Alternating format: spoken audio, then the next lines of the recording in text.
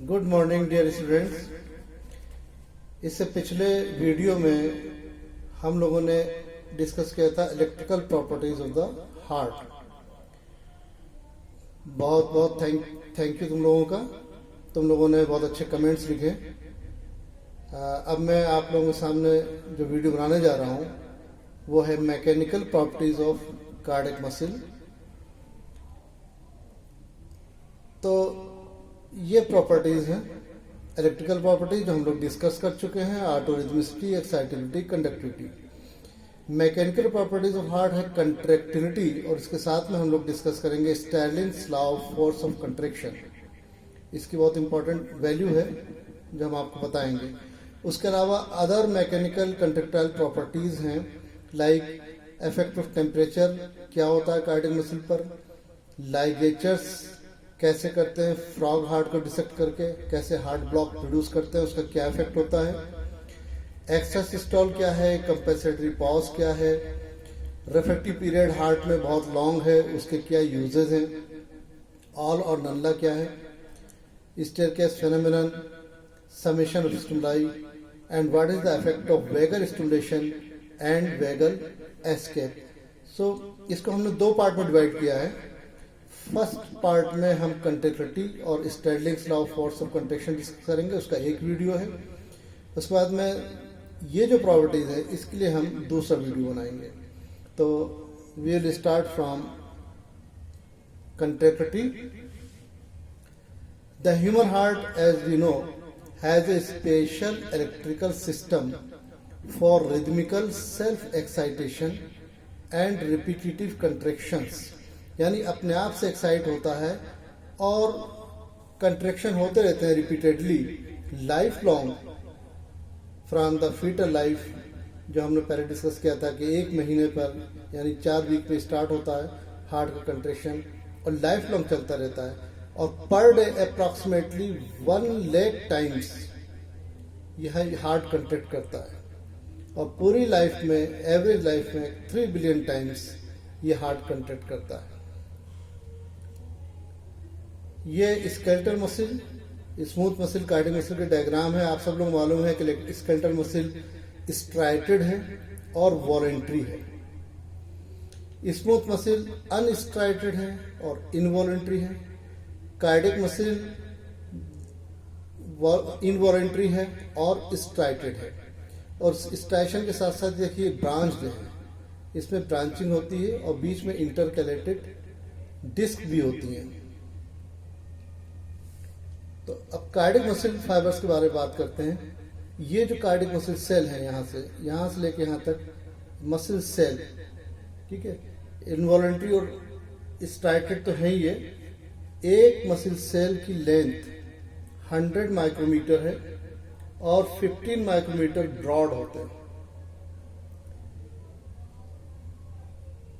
The fibres they are branched, ये देखिए branching दिखाई पड़ रही है। और यहाँ पर ये जो इसकी जो कवरिंग है वो सार्कोलिमा है, सार्कोलिमा। जहाँ पे 2 मसल सेल मिल रहे हैं यहाँ पर इंटरकैलेटेड डिस्क हैं और ये एक बहुत स्ट्रॉन्ग यूनियन बनाती है, बहुत स्ट्रॉन्ग यूनियन, जिसकी वजह से फोर्स ऑफ कंट्रैक्शन बहुत ज़्यादा बढ़ जाता है। They help in increasing the force of contraction. अगर हम इसके मैग्नीफाइड व्यू देखें ये, तो ये सार्कोलिमा, इधर ही सार्कोलिमा है, बीच में डेस्मोसोम्स हैं, एडेसेंट जंक्शंस, लेकिन इसके बीच में ये गैप जंक्शंस है। गैप जंक्शन ये बहुत इंपॉर्टेंट पार्ट है, लो रेजिस्टेंस ब्रिजेस बनाता है, ब्रिज का काम कर रहा है। और इसी गैप जंक्शंस की वजह से एक सेल से दूसरे सेल में एक्शन पोटेंशियल बड़े आराम से पास हो जाता है, आयंस पास हो जाते हैं, जिसकी वजह से एक मसल फाइबर अगर स्टिमुलेट होता है तो सारे मसल फाइबर्स एक साथ स्टिमुलेट हो जाते हैं और ये एक्ट करते हैं एक यूनिट की तरह, और इसी को कहते हैं फिजियोलॉजिकल सिंसिशियम। और 2 सिंसिशियम है, एक एट्रिया का और एक वेंट्रिकल का। ये हम लोग ऑलरेडी डिस्कस कर चुके हैं बहुत पहले भी। हाईली वेस्कुलर होती है ये हार्ट मसल, और ये देखिए यहाँ पर भी ये ये कार्डियक मसल सेल है, ये सार्कोलिमा है लेयर, इसके अंदर न्यूक्लियस है, माइटोकॉन्ड्रिया है, और ये इंटरकलेटेड डिस्क, यहाँ से इंटरकलेटेड डिस्क यहाँ से लेके यहाँ तक ये मसल सेल है। अगर इंटरकलेटेड डिस्क का हम डायग्राम देखें, जो ये टाइट जंक्शन है, लेकिन उसके बीच बीच में देखिए गैप जंक्शन है। तो अगर इसका बढ़ाते हुए देख रहे हैं तो यहाँ पर ये गैप जंक्शन है, through which ions action potential can easily pass from one muscle cell to other muscle cell. ये स्केलेटल मसल और कार्डियक मसल में एक ही जैसा स्ट्रक्चर होता है। अगर ये मसल देखें तो उसमें मसल फाइबर, तो मसल फाइबर से बन रही है, और मसल फाइबर मसल फाइब्रिल से बनता है। तो ये मसल फाइबर दिखाया है, सार्कोलिमा है बाहर, और यहाँ पर ये देखिए डार्क बैंड है, और ये लाइट बैंड, फिर डार्क बैंड, फिर लाइट बैंड, फिर डार्क बैंड, लाइट बैंड। अब इसमें से अगर एक मायोफाइब्रिल या मसल फाइब्रिल ले लेते हैं तो उसका भी सेम स्ट्रक्चर होगा। ये डार्क बैंड है, इसे ए बैंड कह रहे हैं, ये फिर लाइट बैंड है, आई बैंड, फिर डार्क बैंड है, फिर लाइट बैंड। तो इस तरह से ए बैंड, आई बैंड इस तरह से चलता रहता है। तो ये कैसे बनता है? ये जो लाइट बैंड है, लाइट बैंड में सिर्फ ये एक्टिन फिलामेंट है जिसके अंदर से लाइट बैंड बन रहा है, ये लाइट बैंड है। और जहां पे एक्टिन और मायोसिन दोनों हैं, दिस पोर्शन, ये डार्क बैंड है, यानी इसे ए बैंड कहते हैं। तो ये अल्टरनेट यहाँ पे सिचुएटेड है, और ये जेड लाइन से, एक जेड लाइन और दो जेड लाइन के बीच का एरिया सार्कोमियर है, that is the structural function unit of the muscle. तो इसको बड़ा करके देखा है तो ये जेड लाइन है, ये जेड लाइन है, और बीच में ये हाफ, एक सार्कोमियर में हाफ आई बैंड इधर, हाफ आई बैंड इधर है, और बीच में ये ए बैंड यानी डार्क बैंड है। तो ये ओवरलैपिंग है, लेकिन इसके ए बैंड के बीच में भी देखिए एच जोन है, क्योंकि ये कंपेरेटिवली लाइटर है, क्योंकि यहाँ पे सिर्फ मायोसिन है, एक्टिन नहीं है। तो ये बीच में एच जोन आ जाता है, ये एच जोन दिखाई पड़ रहा है। और मायोसिन के भी सेंटर में एक उभरा हुआ सा हिस्सा होता है, बिल्कुल सेंटर में, जिसकी वजह से एक अलग से लाइन दिखाई पड़ती है, और वो एम लाइन कहलाती है। यहाँ पर एम लाइन नहीं शो हो रही है, लेकिन बिल्कुल सेंटर में एच जोन के बीच में एक डार्क लाइन आती है, एम लाइन। तो ये स्ट्रक्चर है मसल का, फिर मसल फाइबर्स का, फिर मसल फाइब्रिल्स का, उसके अंदर सार्कोमियर का। और जब ये कंट्रैक्ट करता है तो कंट्रैक्ट करने के बाद दोनों तरफ के जो जेड लाइन से एक दूसरे की तरफ बढ़ती हैं, एक्टिन जो है फिलामेंट्स दोनों तरफ एक दूसरे की तरफ बढ़ रहे हैं, और उसकी वजह से सार्कोमियर की लेंथ कम हो जाती है। ये जो ए बैंड है, ए बैंड की लेंथ सेम हो रही है, लेकिन आई बैंड की लेंथ कम हो गई, प्लस जो एच जोन है, एच जोन भी कम हो गया। ठीक है, और आप ये देखें कि कैसे कंट्रैक्शन होता है। जब कभी भी कंट्रैक्शन होता है तो ये एक्टिन जो फिलामेंट है, एक्टिन फिलामेंट के ऊपर भी तीन तरह के मसल प्रोटीन है। एक एक्टिन प्रोटीन है, उसके एक्टिन प्रोटीन के ऊपर ट्रोपोमायोसिन होती है, और ट्रोपोमायोसिन के बीच में ट्रोपोनिन होती है। और ट्रोपोनिन में भी तीन पार्ट हैं, ट्रोपोनिन ए जो एक्टिन से अटैच है, और ट्रोपोनिन टी जो ट्रोपोमायोसिन से अटैच है, और ट्रोपोनिन सी जो कैल्शियम से अटैच होता है। तो कैल्शियम आता है सार्कोट्यूबुलर सिस्टम से, ट्रोपोनिन सी से अटैच हो जाता है, और ट्रोपोनिन सी पर एक स्ट्रक्चरल चेंजेस आते हैं जिसकी वजह से ट्रोपोमायोसिन जो कवर किया है उसको, वो ट्रोपोमायोसिन भी हट जाता है, और एक्टिन में जो एक्टिव साइट्स हैं वो खुल जाते हैं।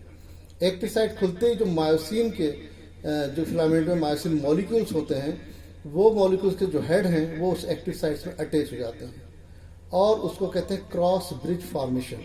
तो क्रॉस ब्रिज फॉर्मेशन हो जाता है, और वो फिर एक दूसरे को, जो क्रॉस ब्रिज है जिसकी वजह से मॉलिक्यूल्स खींचते हैं एक्टिन को, एक्टिन दोनों तरफ बढ़ता चला जाता है, आपस में करीब आता जाता है, और लेंथ शॉर्ट हो जाती है, और कंट्रैक्शन हो जाता है। जब कंट्रैक्शन हो जाता है उसके बाद में रिलैक्सेशन के लिए फिर ट्रोपोनिन सी से कैल्शियम टूटता है, और फिर सार्कोट्यूबुलर सिस्टम में फिर वापस चला जाता है। तो इस तरह से ये स्केलेटल मसल में भी सेम कंट्रैक्शन है, और कार्डियक मसल में भी। उसे हम कहते हैं एक्साइटेशन कंट्रैक्शन कपलिंग, यानी एक्शन पोटेंशियल आया, जो एक्साइटेशन हो गया, और रिजल्ट क्या हुआ, कंट्रैक्शन, जो कि मैकेनिकल फिनोमेना है। तो एक्साइटेशन कपलिंग मैकेनिज्म दोनों में एक ही जैसा होता है तकरीबन, और जो बीच का जो material excitation contraction coupling material वो कैल्शियम है।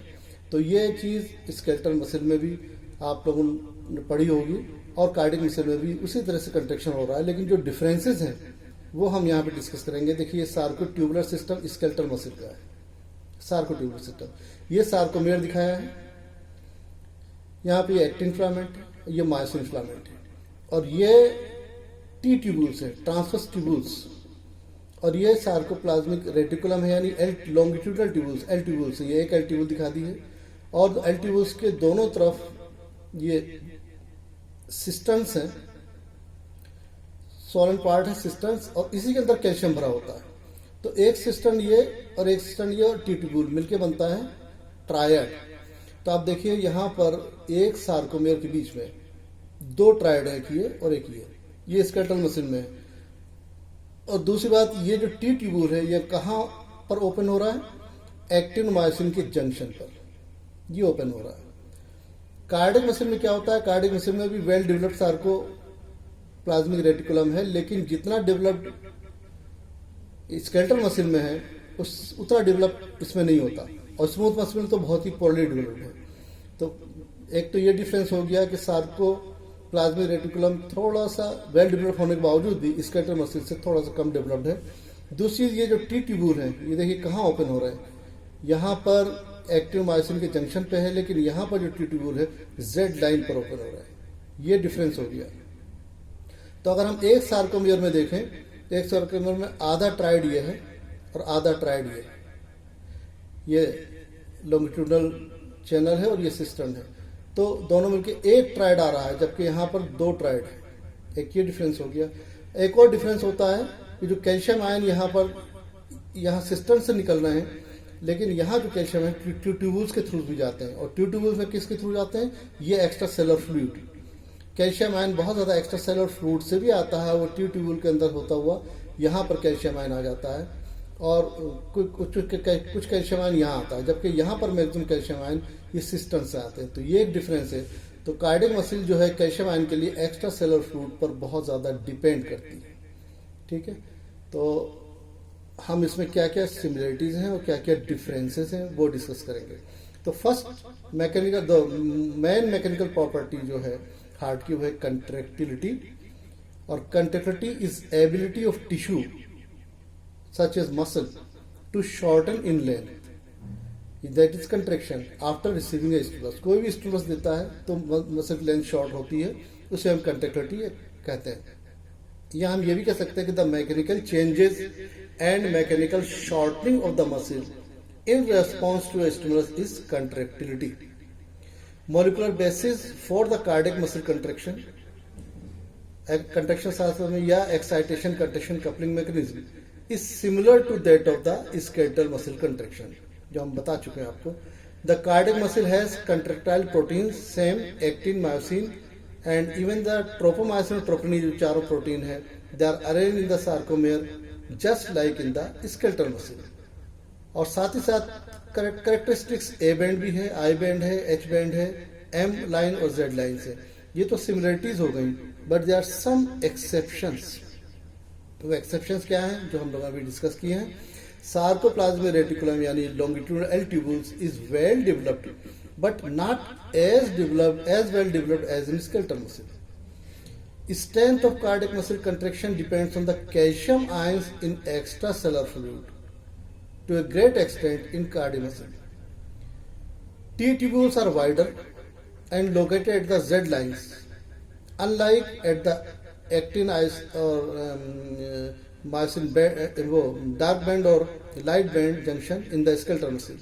तो skeletal muscle में एक्टिन या मायोसिन के जंक्शन पे, या कह सकते हैं हम डार्क बैंड और लाइट बैंड के जंक्शन पर है, जबकि यहाँ पर टी ट्यूबुल जो है Z लाइन पे ओपन हो रही है। Therefore, in cardiac muscles there are only one triad in one sarcomere, while in skeletal muscle there are two triads in one sarcomere, and T tubules have large quantities of electronegatively charged mucopolysaccharides to bind abundant stores of calcium ions। तो ये mucopolysaccharides T tubules में होते हैं जो कि bind कर जाते हैं कैल्शियम आयन से जो एक्स्ट्रासेलुलर फ्लूइड से आ रहा है।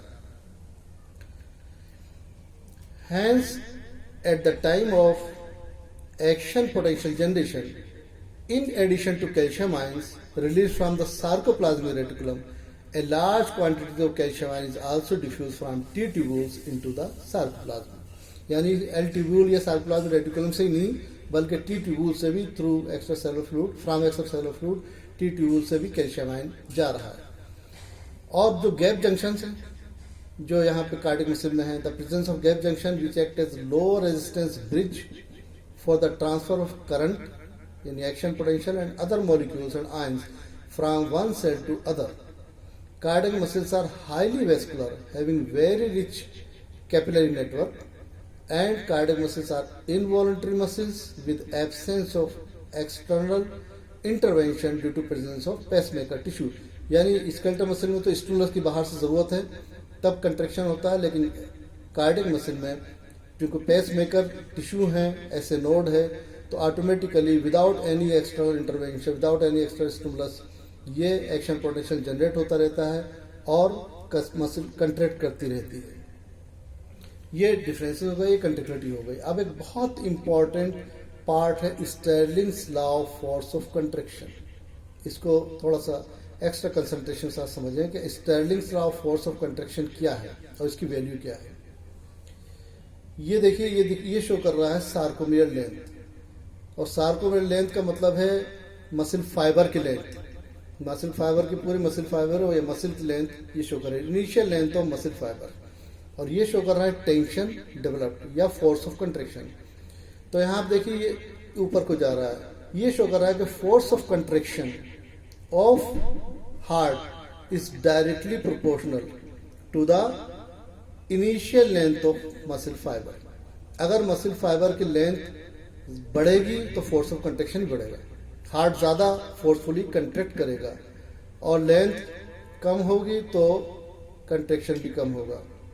जैसे आप ऐसे समझ सकते हैं कि एक इलास्टिक रबर का आप एक टुकड़ा ले लें और उसको खींचें और छोड़ दें, तो जितनी फोर्सफुली ये आगे लगेगा। अगर आप उसको और ज़्यादा खींचें यानी लेंथ बढ़ गई तो और फिर उसको छोड़ें और ज़्यादा फोर्सफुली वो दूसरी जगह जाके लगेगा। लेंथ को आप बढ़ाते जाइए, फोर्स ज़्यादा होता जाएगा। इसी तरह से यहाँ भी अगर लेंथ बढ़ रही है, चाहे वो स्केलेटल मसल की फाइबर की है या कार्डियक मसल फाइबर की, तो जितनी लेंथ बढ़ेगी फोर्स ऑफ कंट्रैक्शन भी बढ़ेगा, but it is up to a certain limit. एक वक्त ऐसा आ सकता है कि जो इलास्टिक का आपने टुकड़ा का एग्जाम्पल दिया है वो टूट जाए या बहुत ज़्यादा खिंच जाए। कोई तार है, बहुत पतला तार, वो इतना खिंच जाए कि फिर वो आगे खींचना ही बंद हो जाए। तो यहाँ पर up to a certain limit force of contraction is directly proportional to the sarcomere length और initial length of muscle fibre. ये फ्रैंक स्टार्लिंग्स लॉ है। आफ्टर दैट लिमिट अगर और ज़्यादा लेंथ बढ़ रही है तो फोर्स ऑफ कंट्रैक्शन कम होना शुरू हो जाता है। Means force of contraction is inversely proportional to the initial length of muscle fibre after that physiological limit. और ये धीरे धीरे बिल्कुल इनवर्सली प्रोपोर्शनल मतलब है जितनी हम लेंथ बढ़ा रहे हैं उतना फोर्स ऑफ कंट्रैक्शन कम होता जा रहा है, और लेंथ बढ़ रही है फोर्स ऑफ कंट्रैक्शन। एक वक्त ये आ रहा है कि फोर्स ऑफ कंट्रैक्शन जीरो हो गया, यानी कंट्रैक्ट ही नहीं कर रहा, हार्ट कंट्रैक्ट ही नहीं कर रहा है अगर बहुत ज़्यादा लेंथ बढ़ जाए। तो ये स्टेलिंग्स ऑफ फोर्स ऑफ कंट्रैक्शन है। इसका हम एग्जाम्पल देके हुए समझाएंगे हार्ट के लिए। ऐसे समझ लीजिए, ये एक्चुअली मेडिसिन में बहुत ज़्यादा पूछा जाता है। मेडिसिन के जो स्टूडेंट्स हैं उसमें इनके लिए बहुत ज़्यादा इंपॉर्टेंट है। आप लोग फिजियोलॉजी वाले स्टूडेंट भी इसको अच्छी तरह समझ लें, जो आगे काम आएगा। ब्लड ये आया लेफ्ट एट्रियम में और लेफ्ट एट्रियम से लेफ्ट वेंट्रिकल में आ गया। इसकी वैल्यू है हार्ट फेल्योर में। फॉर एग्जाम्पल हम मान लें किसी वजह से लेफ्ट वेंट्रिकल फेल होना शुरू हो गया। इसकी बहुत सी वजह हार्ट फेल्योर की जो हम लोग बाद में फिर डिस्कस करेंगे। किसी वजह से भी अगर लेफ्ट वेंट्रिकल फेल कर रहा है, एक्चुअली हर बार every time 70 ml blood enter करता है, और 70 ब्लड जो है वो हर स्ट्रोक में बाहर जाता है, दैट इज स्ट्रोक वॉल्यूम। और 50 ml इसमें ऑलरेडी रहता है, तो 70 + 50 120 ml। जब भी डायस्टोल होता है तो 120 ml इसकी वॉल्यूम हो जाता है, और 70 ml जब फिर बाहर निकल जाता है सिस्टोल में तो फिर 50 ml रह जाता है। तो 70 ml ब्लड यहाँ पे आया और 70 ml यहाँ चला गया, यहाँ पे भी 70 ml आया और 70 ml इधर चला गया। लेकिन अगर किसी वजह से मान लीजिए लेफ्ट वेंट्रिकल फेल होना शुरू हो गया, ये उतनी अच्छी तरह से कंटेक्ट नहीं कर रहा, तो 70 ml की जगह हो सकता है कि ये 60 ml ही भेजे, तो 10 ml यहाँ पर एक्स्ट्रा हो जाएगा। जब 10 ml एक्स्ट्रा हो जाएगा तो यहाँ से तो जा रहा है 60 ml और यहाँ से जा रहा है नॉर्मली 70 ml, तो दोनों तरफ से अलग अलग अमाउंट जाएगा, तो वो एक बहुत बड़ी प्रॉब्लम क्रिएट करेगा। तो क्या होता है, according to Starling law of force of contraction, अगर यहाँ पे 10 ml ज़्यादा वॉल्यूम बढ़ गया तो ये स्ट्रेचिंग होगी और ये खिंच जाएगा। यहाँ पे यानी समझ लीजिए कि मसल की जो लेंथ है बढ़ गई। लेंथ अगर मसल की बढ़ गई तो Starling law of force of contraction की वजह से force of contraction directly proportional है अप टू लिमिट।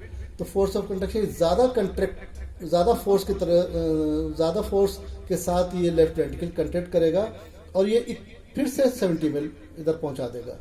ठीक है, भले ही कमज़ोर हो रहा है लेकिन यहाँ पर ब्लड आया, जमा हुआ और इसकी लेंथ बढ़ी और इसने फिर ज़्यादा फोर्सफुल काम किया और पूरा ब्लड यहाँ पहुँच गया। तो राइट वेंट्रिकल लेफ्ट वेंट्रिकल दोनों से सेम अमाउंट ऑफ ब्लड जा रहा है।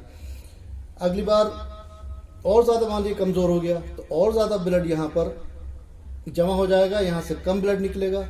लेकिन जब भी ब्लड यहाँ पे ज़्यादा जमा हो जाएगा तो इसकी लेंथ और ज़्यादा बढ़ेगी और ये और फोर्सफुली कंट्रैक्ट करेगा अकॉर्डिंग टू स्टर्लिंग्स लॉ और इक्वल अमाउंट ये आगे बढ़ जाएगा। तो ये एक तरह का कंपेंसेटरी मैकेनिज्म है जो नेचर ने दिया है। और ये जो हार्ट है, जो हार्ट फेल्योर है, वो भी कंपनसेटेड हार्ट फेल्योर कहलाता है, यानी रिवर्सिबल हार्ट फेल्योर। यानी उस वक्त ये काम कर रहा है रिवर्सिबल हार्ट फेल्योर। इस वक्त में आप जो भी ट्रीटमेंट करेंगे हार्ट फेल्योर ठीक हो जाएगा। ट्रीटमेंट से पहले ये कंपनसेटरी मैकेनिज्म है जो हार्ट को बचा रही है। लेकिन it is up to a certain physiological limit. अगर वो लिमिट क्रॉस हो गई, हार्ट फेल्योर और बढ़ता चला गया तो ये लिमिट के बाहर वाली चीज़ हो जाएगी। ठीक है, अब ये आ जाएगा इस वाली स्टेट में जहां पर force of contraction inversely proportional हो जाता है। अगर ये चीज़ आ गई तो जितना ब्लड यहाँ पर जमा हो रहा है इसकी लेंथ बढ़ रही है, फोर्स ऑफ कंट्रैक्शन कम हो रहा है, तो ये कम ब्लड यहाँ फेंकेगा, ज़्यादा ब्लड यहाँ जमा हो जाएगा। जब ज़्यादा ब्लड जमा हो जाएगा तो लेंथ और बढ़ेगी, और लेंथ बढ़ेगी तो फोर्स ऑफ कंट्रैक्शन और कम होगा, और कम ब्लड फेंकेगा, और ज़्यादा ब्लड यहाँ पे एक्सेस में जमा हो जाएगा, लेंथ और बढ़ती जाएगी और फोर्स ऑफ कंट्रैक्शन कम होता चला जाएगा। तो ये जो लेफ्ट वेंट्रिकल बहुत ज़्यादा बड़ा हो जाता है, लेफ्ट वेंट्रिकल हाइपरट्रॉफी कहते हैं, यानी हार्ट फेल्योर में हमेशा हाइपरट्रॉफी हो जाती है। लेफ्ट वेंट्रिकल फेल्योर है तो left ventricle hypertrophy, right ventricle failure है तो राइट वेंट्रिकल हाइपरट्रॉफी, दोनों वेंट्रिकल फेल हो गए तो बाई वेंट्रिकुलर फेल्योर में बाई वेंट्रिकुलर हाइपरट्रॉफी। तो धीरे धीरे करके अब ये कंपेंसेटरी मैकेनिज्म खत्म हो गया तो उस हार्ट फेल्योर को कहते हैं डीकम्पेंसेटेड हार्ट फेल्योर या इरिवर्सिबल हार्ट फेल्योर। और ये कंडीशन बहुत ज़्यादा ख़राब है, इसमें फिर कोई ट्रीटमेंट काम नहीं करता and patient has to die. तो बिफोर डीकम्पेंसेटेड हार्ट फेल्योर पहुंचे, कंपेंसेटेड हार्ट फेल्योर की कंडीशन में उसका सही तरह से ट्रीटमेंट हो जाना चाहिए। तो Starling law of force of contraction ये शो किया है कि अगर हार्ट फेल्योर है तो रिवर्सिबल हार्ट फेल्योर या कंपेंसेटेड हार्ट फेल्योर में ये स्टेज है जहाँ force of contraction directly proportional है और हार्ट को बचा रहा है। लेकिन अगर लिमिट क्रॉस हो गई तो ये फेज आ जाएगी, ये डीकम्पेंसेटेड हार्ट फेल्योर की है या इरिवर्सिबल हार्ट फेल्योर की है, जहाँ पर फिर patient ultimately force of contraction बिल्कुल नील हो जाएगा, ब्लड जाएगा ही नहीं बाहर और पर्सन ख़त्म हो जाएगा, डेड हो जाएगा। तो ये इम्पॉर्टेंस है Starling of force of contraction की इन हार्ट फेल्योर। ये मेडिसिन में बहुत इंपॉर्टेंट है, हमेशा पूछा जाता है। आप लोग अगर एग्जाम में कभी Starling of force of contraction आता है तो हार्ट फेल्योर के बारे में अगर आप लिख दोगे तो you will get very very good marks. अब ये हमने ये समझाया आपको डायग्राम की मदद से। अब इसी को हम यहाँ पे टेक्स्ट शो कर रहे हैं जो आप किस तरह से उसको याद करोगे, किस तरह से नोट करोगे। तो Starling law of force of contraction it states that the force of contraction is directly proportional to the initial length of the muscle fibers within physiological limit, such as in reversible or compensated heart failure. With respect to the heart, it is stated as greater the preload या end diastolic blood volume, greater is the force of contraction within physiological limit। ये दो term आए हैं। यहाँ पर बता दूं कि जैसे ब्लड यहाँ पे जमा आता है तो ये इनिशियल लेंथ, इनिशियल यहीं पर आप इसे कहते हैं एंड डायस्टोलिक ब्लड वॉल्यूम, यानी कि ये डायस्टोलिक फिलिंग हो रही है। तो डायस्टोल के बाद में एंड पे कितना ब्लड यहाँ पे जमा हुआ है, एंड डायस्टोलिक ब्लड वॉल्यूम, या इसे हम प्रीलोड भी कहते हैं। प्रीलोड, आफ्टरलोड इसके अंदर है।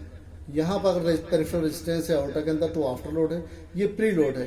तो प्रीलोड अगर ज्यादा हुआ यानी एंड डायस्टोलिक ब्लड वॉल्यूम अगर ज्यादा हुआ यानी कि ये इनिशियल लेंथ ज्यादा हुई तो फोर्स ऑफ कंट्रैक्शन भी ज्यादा हो जाएगा। तीनों चीजें एक ही चीज को शो कर रही हैं। तो आप इनिशियल लेंथ कह सकते हैं कि रिलेशन ज्यादा है, या एंड डायस्टोलिक ब्लड वॉल्यूम ज्यादा है, या प्रीलोड ज्यादा है, तो फोर्स ऑफ कंट्रैक्शन भी ज्यादा होगा with in physiological limit. After crossing that physiological limit, force of contraction becomes inversely proportional to the initial length of the muscle fiber, just and diastolic blood volume या preload, इन सबके inversely proportional हो गया, such as in irreversible or decompensated heart failure. That is very very dangerous situation. Molecular basis क्या है, क्यों length बढ़ने से force of contraction बढ़ जाता है?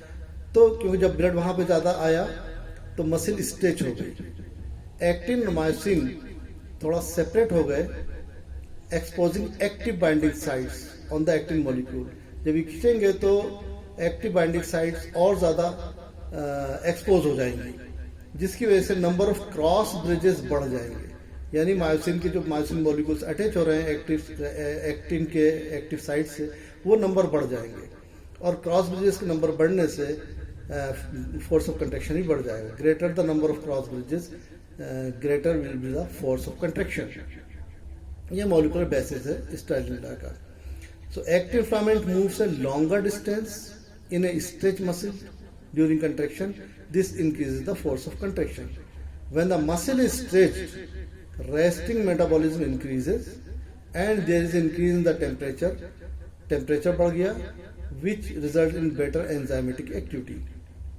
तो एंजाइम की एक्टिविटी भी ज्यादा बढ़ जाती है। This enhances the force of muscle contraction. तो ये बताया है कि जब भी इनिशियल लेंथ बढ़ रही है, टेम्परेचर बढ़ रहा है, और एक्टिन मायोसिन के जो क्रॉस ब्रिजेस हैं वो नंबर बढ़ रहा है, उसकी वजह से फोर्स ऑफ कंट्रैक्शन बढ़ जाता है। ये मॉलिक्यूलर बेसिस है स्टाइलिंग्स लॉ का। तो ये बहुत इंपॉर्टेंट पार्ट है। तो ये जब भी स्टाइलिंग्स लॉ आए तो आप हार्ट फेल्यूर का एग्जाम्पल जरूर दीजिए, मॉलिक्यूलर बेसिस बताइए। तो ये इंपॉर्टेंस हो गई फ्रैंक स्टाइलिन लॉ की, it helps to maintain the cardiac output equally on both the right and left side of heart. भले ही लेफ्ट वेंट्रिकल फेल्यूर हो रहा है, लेकिन उससे भी 70 ml निकलना चाहिए, और राइट जो नॉर्मल वेंट्रिकल है उससे भी 70 ml निकलना चाहिए। तो ये स्टाइलिन लॉ उसको मेंटेन कर रहा है। इन केस ऑफ रिवर्सिबल और compensated heart failure, heart pumps out excess blood which has accumulated during earlier contraction to reduce load on the heart. जो भी accumulate हुआ है वो excess blood वो बाहर फेंक देता है वेंट्रिकल। तो that is importance of Frank-Starling's law। तो यहाँ पर मैंने ये टॉपिक ऑलमोस्ट कंप्लीट कर दिया है, और ये कुछ क्वेश्चंस हैं जो दिए हैं, मैकेनिकल प्रॉपर्टी या कंडक्टिविटी, इसके बारे में बताइए, डिस्कस करिए, या Frank Starling's law of force of contraction क्या है, उसकी इंपॉर्टेंस क्या है, या उसका क्या रोल है हार्ट फेल्यूर में, and that can be asked in viva. Difference theory में भी difference between cardiac muscle and skeletal muscle on the basis of their conductivity. और बाद की जो प्रॉपर्टीज है मैंने दूसरा वीडियो बनाया है, क्योंकि वो फिर अलग तरह का हो जाता है। तो यहाँ पर मैं इस वीडियो को स्टॉप कर रहा हूँ। मेरी आप लोगों को एडवाइस ये है कि आप वीडियो को सुनिए 1 बार 2 बार 3 बार, और उसके बाद में you read from the books, तो आपको ये टॉपिक बहुत अच्छा क्लियर हो जाएगा। Now I am stopping this video, और सेकंड वीडियो में जो अदर प्रॉपर्टीज बची हैं वो हम स्टार्ट करेंगे। ठीक है, thank you very much, bye bye.